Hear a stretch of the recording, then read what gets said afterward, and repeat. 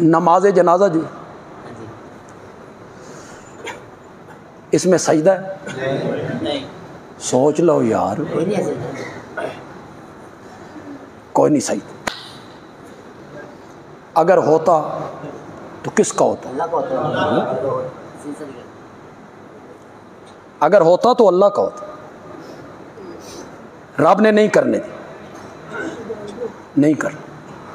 आगे वलीउल्लाह हैं, साले हैं, बुजुर्ग हैं, अल्लाह वाले हैं, नेक आदमी, उसके जनाजे पे हम खड़े। रब ने कहा नहीं, मेरी गैरत गवारा नहीं करती।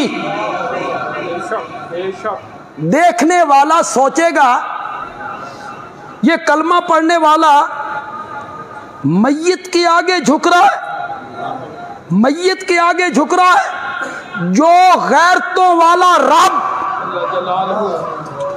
सामने पड़े हुए चारपाई के ऊपर बुजुर्ग को सजदा नहीं करने देता, वो गैरतों वाला रब 3 गज जमीन के नीचे दफन होने वाले बुजुर्ग को सजदा कैसे करने देता है? कहते नहीं, सजदा जो है वो सिर्फ अल्लाह का।